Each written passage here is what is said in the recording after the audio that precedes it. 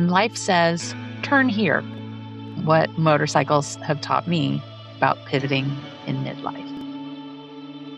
The ride you didn't plan. Welcome back to Hot Flashes and Horsepower, the podcast for women brave enough to twist that throttle wide open in midlife. I'm your host, Shell, road name Pass Out. And if you're listening today because you're standing at a crossroads in your life, or maybe you've been shoved into one, I'm really glad you're here. Today's episode is about pivoting. Not the kind they teach in business school, the kind that happens when life grabs the handlebars and says, nope, we are going this way instead. I think motorcycles are one of the best metaphors for life because no matter how carefully you plan a ride or a life, something is bound to change. The weather, construction, traffic, a closed highway, a wrong turn, a detour you never saw coming. You can spend the whole ride angry that things didn't go according to plan. Or you can lean into the curve and discover roads you never would have found elsewhere. That sounds really inspirational, doesn't it? But let's be honest, when you are living through the pivot, it usually feels terrifying. When I first started riding motorcycles, I thought confidence meant knowing exactly where I was going. I planned routes, downloaded maps, checked weather forecasts, made sure I knew where every fuel stop was. I wanted certainty. That's my personality type. I wanted certainty. Then I started venturing out into longer distance rides, and I learned something really important. You cannot control the road, ever. You can prepare, you can practice, you can pay attention, but eventually you're going to round a corner and hit gravel or a thunderstorm or road work or an accident that forces you to turn around. And in that moment, your job isn't to panic. Your job is to simply ride the motorcycle you're on, one decision at a time. And life works exactly the same way. When we're younger, we tend to believe that life is linear. Graduate, get married, build a career, buy the house, raise the kids, retire, ride off into the sunset. Except almost nobody's story actually unfolds like that, especially for women, especially after 50. Maybe your marriage ended. Maybe you lost your job. Maybe your parents suddenly need a lot of help. Maybe your kids have moved out. Maybe menopause hits you like a freight train. Maybe your whole identity, something you've carried for decades, just doesn't fit anymore. You wake up one morning and realize, I don't even recognize my own life. I've had those mornings more than once. There was a time I thought my career path was set. I was a teacher. I was going to retire a teacher. And then I moved to Arizona and couldn't afford to stay a teacher. So I pivoted into educational technology and later leadership roles and customer success and helping schools improve outcomes for kids. And it all made sense and it was all super meaningful and it was all really stable until it wasn't. And the ed tech industry changed dramatically. It's a bloodbath right now. Layoffs have become common and companies have merged and budgets have tightened and entire departments have disappeared overnight. Entire companies have disappeared overnight. And suddenly people like me who spent 15 or 20 years building successful careers find themselves updating resumes instead of serving customers. And I'm one of those people. And maybe you're one of those people too. If you are, I see you because I've been there. I am there right now, in fact. And one thing nobody tells you is that career pivots at 27 and career pivots at 57 feel totally different. At 27, people tell you you've got time. At 57, they quietly wonder who the hell is going to hire you. You start questioning everything. Am I too old? Do I have enough experience or do I have too much experience? Am I overqualified? I don't want to hear that ever again. I hear it too much. Should I start over? Can I even start over? These questions become incredibly loud in your head. And I think that's why motorcycles have become such an important part of my life. They remind me that confidence isn't always knowing exactly where you're going. Confidence is believing you'll figure it out when the road changes. And there's a huge difference. When I leave my driveway for a weekend morning ride, I don't always know every detail of what's ahead. I know the general direction, and sometimes that's enough. And you know what? Right? Life rarely gives us more than that. And what happens when the GPS recalculates? Have you ever noticed what happens when you miss a turn when you're using GPS? It doesn't yell at you. It doesn't shame you. It doesn't say, wow, you really fucked up this trip. It just says recalculating. I wish we gave ourselves that same grace. Instead, we say things like, oh, God, I'm so far behind, or I wasted years, or what was I thinking? I should have known better. Starting over. I've been beating myself up a lot lately as I've been in the process of considering my next career move following my most recent layoff.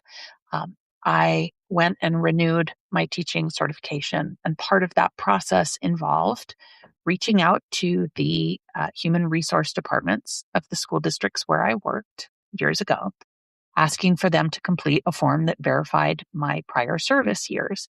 So while I was on those websites, just for shits and giggles, I was curious about, hey, what would I be making today if I had stayed as a teacher in that school district, if I hadn't left that district back in 2006 when I moved to Arizona, if I hadn't left that district back in 2000 when I decided to look for a position closer to where my home was.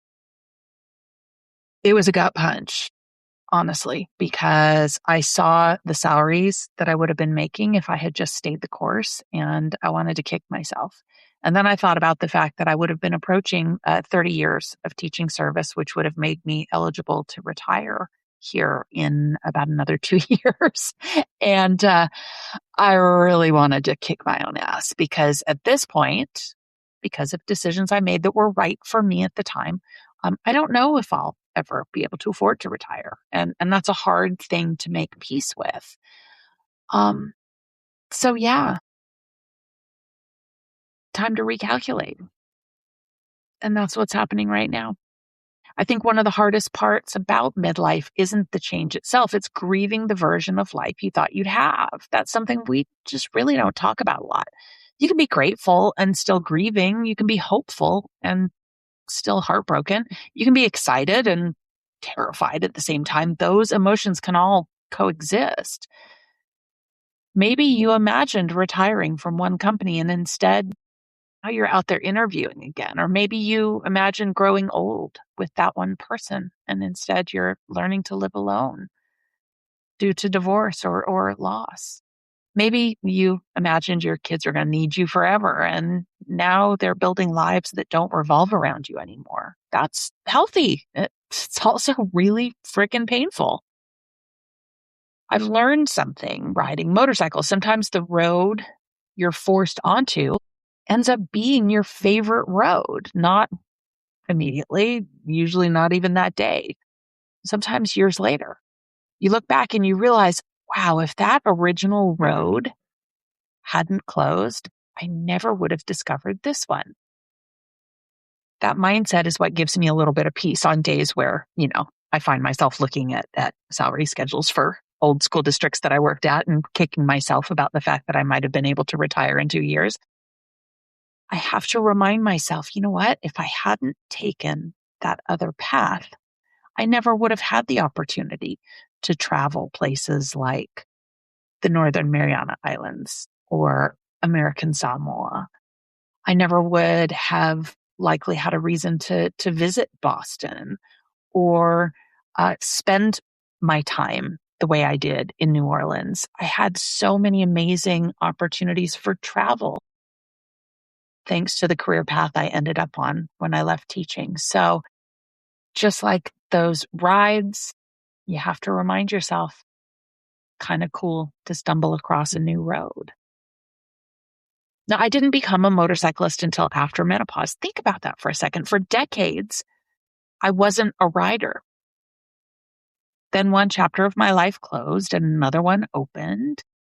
Had somebody told 27-year-old Shell that I'd eventually find all this joy and freedom and confidence riding a freaking Harley, a 27-year-old me would have laughed. I mean, I'll be honest, 27-year-old me would have been like, wow, that's kind of cool, but still would have been like, yeah, I don't see it. But here we are, here I am. This experience has changed how I think about reinvention. We are not finished becoming who we are, even at 50, even at 60, even at 70. As long as we're breathing, we are still evolving.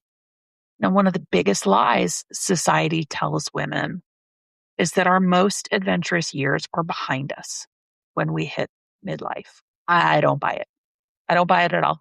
Some of my bravest decisions, leaving an unhealthy marriage, pursuing new opportunities in my career, taking on a leadership position, taking a chance on love again, learning to ride, all of those happened after the age of 50. Not because turning 50 suddenly magically made me fearless. I think it's because that's around the time I realized fear was never going to go away. So I decided to roll with it. And that might be a definition of courage. Not waiting until we're comfortable, but just choosing to move in spite of the fear. I think about all the women listening today. Some of you are considering leaving careers you've had for decades. Some of you might have been forced out of a career you've had for decades. Some of you are wondering if you should go back to school. Some of you are rebuilding after divorce or finding yourself widowed. Some of you are caring for aging parents while helping adult children. Some are navigating menopause while trying to look composed in Zoom meetings in the middle of a friggin' hot flash.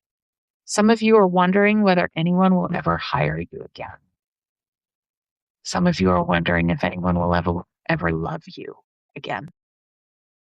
Some of you are wondering who you even are anymore. I want you to hear this. You are not behind. You are not broken. You are definitely not finished. You're simply in the middle of a curve. And every experienced rider knows something that new riders don't always understand. You don't fight the curve. You lean into it. When we're new riders, curves feel intimidating. We stiffen our arms. We look down. We get that target fixation. We look at the thing we're trying to avoid. Big mistake. We overthink every movement. But experienced riders know something different. The motorcycle wants to stay upright. It was designed to do this. Our job is to trust it. Life has taught me something similar. You don't have to have every answer before taking the next step. Sometimes the next step reveals the one after it. That's true on a motorcycle. It's true in careers. It's true in relationships. And it's sure as hell true in midlife. So if you're standing at a crossroads today like me, maybe because of a layoff, maybe because your marriage ended, maybe because your kids don't need you the way they used to, maybe because your body's changing in ways you never expected, maybe because you're dealing with a challenging diagnosis, maybe because you're looking in the mirror and wondering what the hell comes after this. I hope you'll remember something. Missing the road you plan doesn't mean you're lost. Sometimes it simply means you've been invited onto a new and different road. And while it may not be the one you would have chosen, it just might become the ride that changes your life. In the next episode, we're going to talk about what every experienced rider knows about fear, confidence, and why the strongest people aren't the ones who never pivot. They're the ones who learn to keep on moving after life changes the road. Thank you for joining me today on this episode of Hot Flashes and Horsepower. If you enjoyed this episode, I invite you to subscribe to this podcast, share it with someone you think might enjoy it, and participate in our Hot Flashes and Horsepower Facebook community. I would love to hear about your midlife pivots and how you've leaned into the curves that life has thrown. Stay safe, stay aware, stay hydrated. See you out on the road.